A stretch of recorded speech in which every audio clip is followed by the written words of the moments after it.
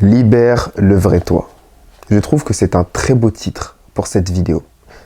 J'ai une intime conviction, et cette conviction c'est que on a tous une version de nous qu'on imagine, un potentiel inexploité, imaginaire qui n'est pas très loin de nous en réalité.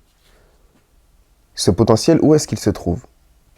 On a tous déjà vécu cette situation. Tu as vécu cette situation en tant qu'homme de... Ok, mettons dans la situation. Il y a une fille, que ce soit dans le métro, dans le tram, dans le bus, peu importe, dans la rue, que tu vois et qui te plaît. Cette fille, tu aimerais aller lui parler. Tu commences à t'imaginer, tu commences à te demander ce que tu pourrais lui dire. Tu commences à te dire, ok, cette fille, elle est plutôt jolie. J'aimerais bien aller lui parler. Peut-être que je devrais lui dire ça. Peut-être que je devrais lui dire ça.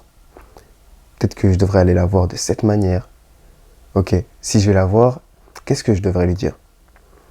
Je sais pas trop ce que je devrais lui dire. Peut-être que cette phrase serait mieux. Peut-être que cette phrase serait mieux.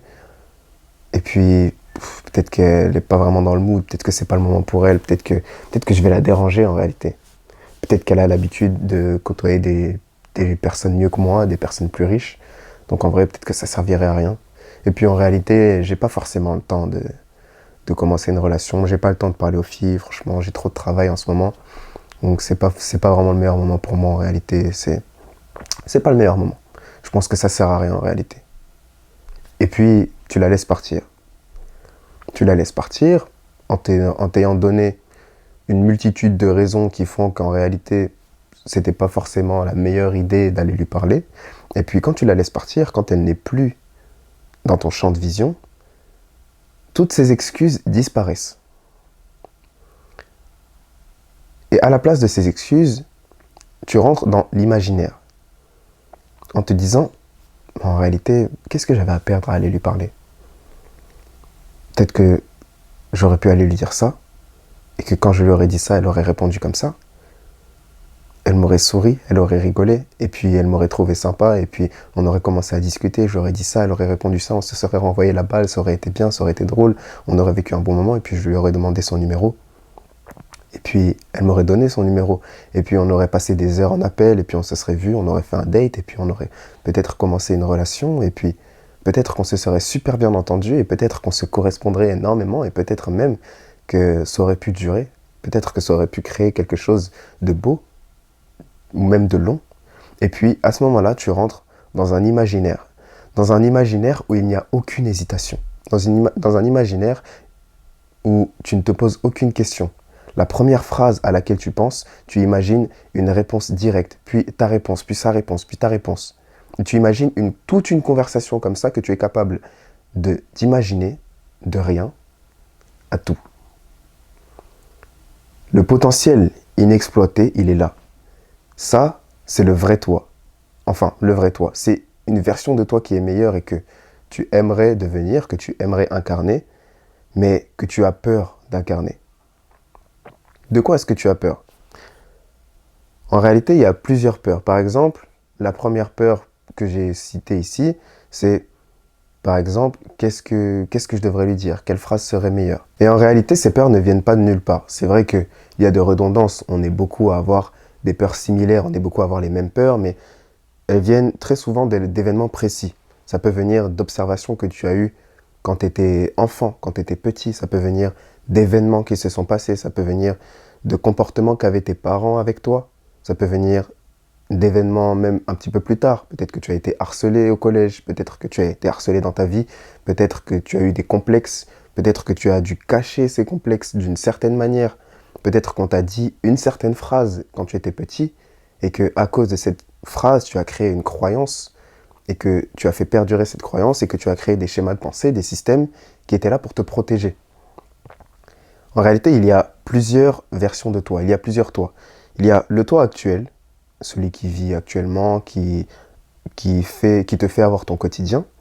Il y a le toi enfant, donc c'est celui qui a vécu tous les traumatismes, qui a eu toutes ces observations, qui a créé toutes ces croyances. Et c'est le toi qui est là pour te protéger. C'est celui qui revient, par exemple, je vais y revenir ensuite, parce qu'il y a un autre toi, et c'est le potentiel toi, celui que tu veux devenir. C'est le toi que tu veux être, c'est le toi que tu imagines dans ces moments-là. C'est le toi qui vient dans cet imaginaire peut-être parfois utopique, où tu imagines tout beau, où tu t'imagines toujours en tant que, en tant que personne qui réussit, en tant que personne qui te fait vivre des bons moments. Et le toi actuel est tiraillé entre le toi enfant, qui est là pour te protéger, et le potentiel toi, que tu aimerais devenir. Et c'est pour ça que ta vie va osciller entre plusieurs moments.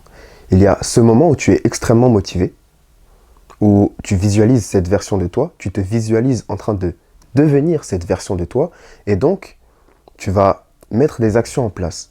Tu vas faire un planning, prévoir de te lever tous les jours à une certaine heure, par exemple 5 heures, 5h30.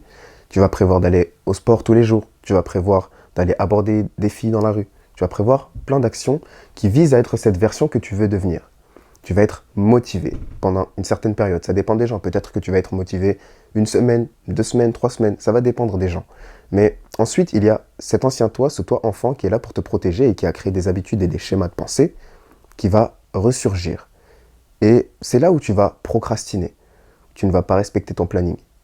Tu vas fuir tout ce qui est difficile. Tous les défis qui sont difficiles, tu vas les fuir.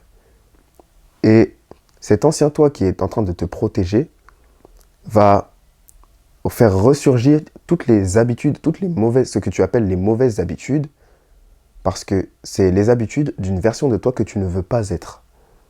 Elle est là pour te protéger de ce qui est difficile, certes, mais elle n'est pas là pour te faire avancer. Et c'est de la même manière que tu es à chaque fois tiraillé lorsque tu rencontres une fille qui te plaît dans la rue et que tu te rappelles de la dernière fois où tu n'y es pas allé.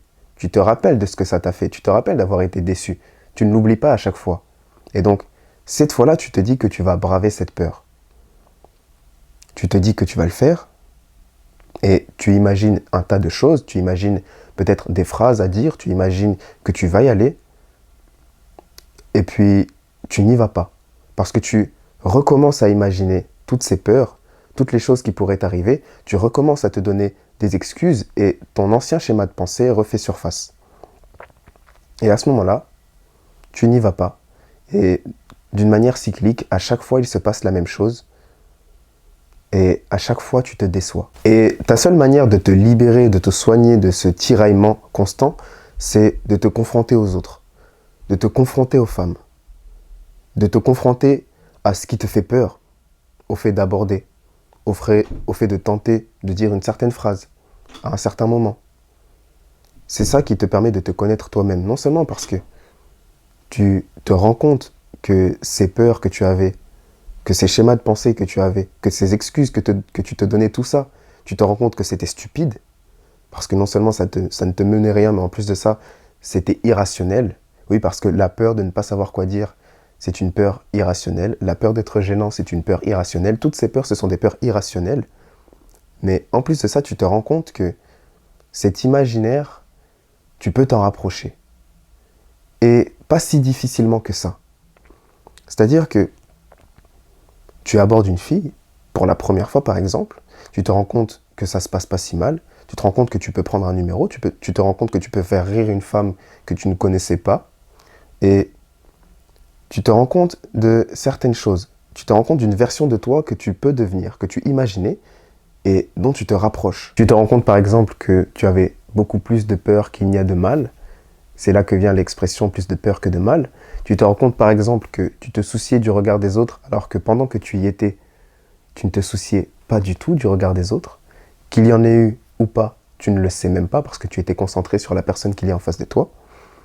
Tu te rends compte que ces peurs étaient irrationnelles. Mais en plus de ça, tu te rends compte de la manière dont tu te rapproches de ta version. C'est-à-dire que tu vas par exemple te dire, ok, à ce moment-là, j'aurais pu dire ça. À ce moment-là, j'aurais pu dire ça.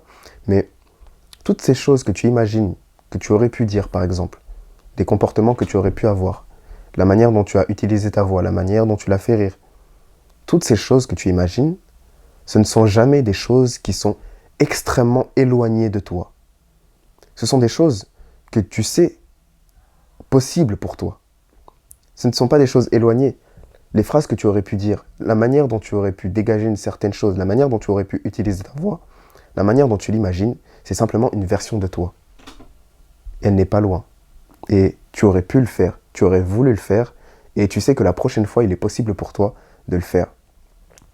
Et en plus de ça, lorsque tu te dis que tu aurais pu dire quelque chose de différent, ça veut dire que tu étais encore beaucoup trop dans ta tête. Le jour où tu te libères réellement, tu ne te demandes pas ce que tu aurais pu dire de mieux. Et c'est pour ça que j'ai voulu parler du fait de libérer ton vrai toi. C'est pour ça que lorsque tu es en appel avec moi, je te pose quelques questions.